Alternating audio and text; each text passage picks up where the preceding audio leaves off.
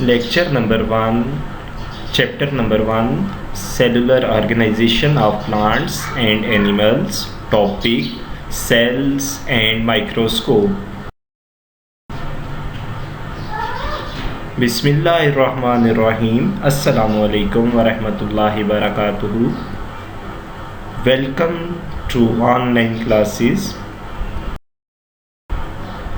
Before starting the class, it's pray time. Let's pray together. Rabbi zidni ilma.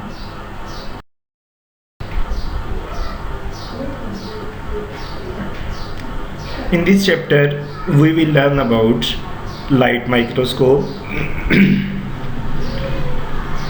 definition of cell, animal cells and plant cells, unicellular and multicellular organs,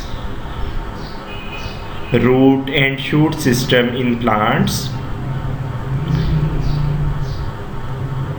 organ system in plants and animals. Well students, ये जो हम पहला chapter start करने लगे हैं, इसमें सबसे पहले हम देखेंगे कि एक सेल की क्या डेफिनेशन है, सेल क्या होता है, किस चीज़ को सेल कहते हैं। उसके साथ साथ चूँकि हमने सेल की स्टडी को करना है, तो इसलिए हमारे लिए ज़रूरी है कि हमें माइक्रोस्कोप के बारे में भी इल्म हो। तो इसमें हम लाइट माइक्रोस्कोप को डिस्कस करेंगे। उसके साथ साथ हम डिफ्रेंशिएट करेंगे कि एनिमल सेल में क्या डिफरेंस है और प्लांट सेल में क्या डिफरेंस है। इन दोनों सेल्स का हम कंपैरिजन करेंगे। उसके साथ साथ हम देखेंगे कि यूनिसेलुलर और मल्टीसेलुलर ऑर्गन्स कौन कौन से होते हैं और उनके क्या फंक्शंस हैं, और यूनिसेलुलर और मल्टीसेलुलर ऑर्गेनिजम्स में क्या डिफरेंस है। इसके साथ इसी चैप्टर में हम प्लांट्स के रूट एंड शूट सिस्टम को भी स्टडी करेंगे, और उसके साथ साथ प्लांट्स के जो सिस्टम्स हैं, प्लांट का ऑर्गन सिस्टम्स और एनिमल्स ऑर्गन सिस्टम्स को भी हम डिस्कस करेंगे। तो सबसे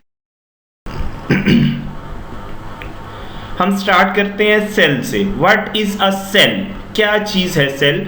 तो आपके सामने आ रहा है, living organisms are made up of cell, के जितने भी लिविंग ऑर्गेनिजम्स हैं वो सब के सब सेल के मिलकर बने होते हैं। सेल्स मिलते हैं, एक जैसे सेल्स जब मिलते हैं तो उनके मिलने से क्या बन जाता है, एक ऑर्गन बनता है, और डिफरेंट ऑर्गन्स जब मिलते हैं तो एक ऑर्गन सिस्टम बनता है, और जब डिफरेंट ऑर्गन सिस्टम्स मिलते हैं तो एक कंप्लीट ऑर्गेनिज्म बन जाता है। इसीलिए सेल को बेसिक यूनिट ऑफ लाइफ कहा जाता है। जैसे अगर हम घर बनाना चाहते हैं या कोई बिल्डिंग बनाने का सोचते हैं, तो उस बिल्डिंग के लिए जो बेसिक यूनिट है, जो बेसिक यूनिट्स हैं, जैसे ईंट है कि ईंट के बगैर घर की, बिल्डिंग की, किसी भी चीज़ का स्ट्रक्चर, इंफ्रास्ट्रक्चर पॉसिबल नहीं है। ये तो हो गई नॉन लिविंग थिंग्स की बात। तो जब हम बात करते हैं लिविंग थिंग्स की, जब हम लिविंग थिंग्स को डील करते हैं, तो लिविंग थिंग्स के लिए जो सेल है, cell is the basic structural and functional unit of life. के सेल्स जब इकट्ठे होते हैं तो फिर जो है फिर जिंदगी बनती है, फिर ऑर्गेनिजम्स बनते हैं। ठीक है, इसी तरह से बहुत से प्लांट्स और एनिमल्स जो है वो ट्रिलियंस ऑफ सेल्स से मिलके बने होते हैं। कोई एक सेल का काम नहीं है। एक सेल के साथ आपकी जो बॉडी है ये एक सेल की बनी हुई नहीं है। ऐसे ऑर्गेनिजम्स जिनकी बॉडी एक सेल से बनी होती है उन्हें हम बोलते हैं कि वो यूनिसेलुलर ऑर्गेनिजम्स हैं, और ऐसे ऑर्गेनिजम्स जिनकी बॉडी एक से ज़्यादा सेल से मिलकर बनी होती है उन्हें मल्टीसेलुलर ऑर्गेनिजम्स बोला जाता है। मिसाल के तौर पर अगर हम बात ये करेंगे, जो ह्यूमन बॉडी है, जैसे आपकी बॉडी है, इस बॉडी की अगर हम बात करें तो आपकी बॉडी ट्रिलियंस ऑफ सेल्स से मिलकर बनी हुई है। मिलियंस नहीं, बिलियंस भी नहीं, ट्रिलियंस ऑफ सेल्स। और वो कितने ट्रिलियंस हैं इसका हमें आइडिया नहीं है, और ना ही इसका हम आइडिया लगा सकते हैं कि सेल बेसिकली बिल्कुल एक ऐसा ऑब्जेक्ट है कि जिसे हम नेक्ड आई से भी नहीं देख सकते। कुछ ऑर्गेनिजम्स ऐसे होते हैं कि जिनकी बॉडी सिर्फ एक सेल पर मुश्तमिल होती है, उन्हें हम यूनिसेलुलर ऑर्गेनिजम्स कहते हैं। उसकी एग्जाम्पल में बैक्टीरियाज हैं। अब आप ये देखेंगे कि आपके इर्द गिर्द हर जगह पे हर वक्त मुख्तलिफ इक़साम के बैक्टीरियाज मौजूद होते हैं, लेकिन आप उन्हें नेक्ड आई से नहीं देख सकते। क्यों नहीं देख सकते? कि उनका साइज ही इतना माइनर सा होता है, इतना छोटा साइज उनका होता है कि उन्हें देखना पॉसिबल नहीं है।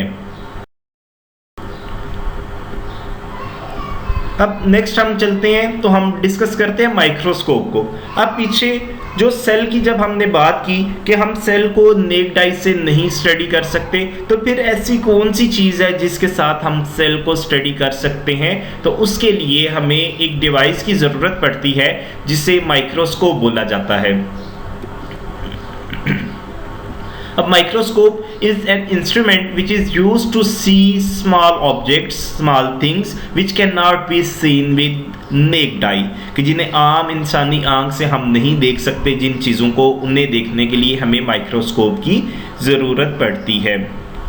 अब माइक्रोस्कोप हमारे पास डिफरेंट टाइप्स की हैं, जैसे एक सिंपल माइक्रोस्कोप है, फिर उसके बाद कंपाउंड माइक्रोस्कोप आती है, लाइट माइक्रोस्कोप, इलेक्ट्रॉन माइक्रोस्कोप। ये डिफरेंट काइंड्स हैं माइक्रोस्कोप्स की और इनके यूजेस डिफरेंट हैं। लेकिन नॉर्मली जो स्कूल में जो माइक्रोस्कोप यूज़ करते हैं वो हम कौन सी यूज़ करते हैं? वो हम लाइट माइक्रोस्कोप यूज़ करते हैं।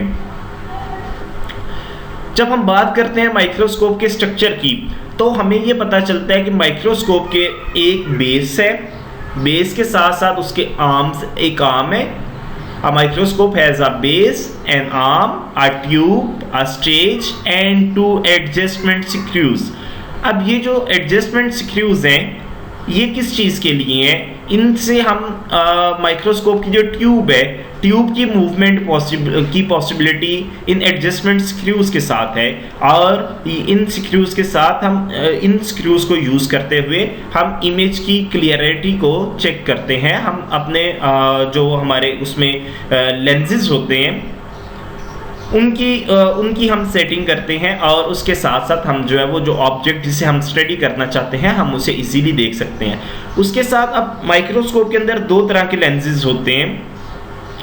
एक को हम आई लेंस कहते हैं, आई पीस भी उससे बोला जाता है, और दूसरे को ऑब्जेक्टिव लेंस बोला जाता है। बच्चों ये था आज का आपका काम। आज का हमारा जो लेक्चर था ये इधर कंप्लीट हो रहा है, जिसमें हमने अभी एक दफ़ा अगर हम इसे रिवाइज करते हैं तो हमने सबसे पहले बात की थी सेल की। तो सेल की हमने बोला था cell is the basic structural and functional unit of life, कि ज़िंदगी की पॉसिबिलिटी जो है वो ज़िंदगी की बुनियादी इकाई जो है, जो बुनियादी चीज़ है ज़िंदगी के लिए, वो क्या है? वो सेल है। फिर हमने बात की थी ऑर्गेनिजम्स पे, कि कुछ ऐसे ऑर्गेनिजम्स हैं जिनकी बॉडी एक सेल से मिलकर बनी होती है, और बहुत से ऐसे ऑर्गेनिजम्स हैं जिनकी बॉडी मिलियंस ऑफ सेल्स से मिलकर बनी होती है। हमने बात ये की थी कि जिन ऑर्गेनिजम्स की बॉडी एक सेल पर मुश्तमिल होती है उन्हें हम यूनिसेलुलर ऑर्गेनिजम्स बोलते हैं, और जिन सेल्स की बॉडी जिन ऑर्गेनिजम्स की बॉडी एक से ज़्यादा सेल्स पर मुश्तमिल होती है उन्हें हम मल्टी सेलुलर ऑर्गेनिजम्स बोलते हैं। उसके बाद फिर हमने बात की थी माइक्रोस्कोप की। माइक्रोस्कोप में हमने ये बोला था कि जब हम छोटी चीज़ों को ऐसे objects which can not be seen with necked आई, जब हम उन्हें देखने की कोशिश करते हैं तो जिस इंस्ट्रूमेंट को हम यूज़ करते हैं उस इंस्ट्रूमेंट को माइक्रोस्कोप बोला जाता है। फिर हमने माइक्रोस्कोप की काइंड्स को डिस्कस किया, फिर उसके स्ट्रक्चर को डिस्कस किया। तो उसके साथ हमारा जो है वो लेसन कंप्लीट हो रहा है। बच्चों आपके लिए जो होम टास्क है उसमें आपने आपकी बुक, जो पीटीबी की बुक है आपके पास साइंस की, उसके पेज नंबर 4 और 5 की रीडिंग करनी है, और उसके साथ साथ आपकी बुक पे माइक्रोस्कोप की डायग्राम बनी हुई है, उस डायग्राम को आपने अपनी साइंस की नोटबुक्स पे ड्रॉ करना है। Thank you so much. अल्लाह हाफिज़। Will meet in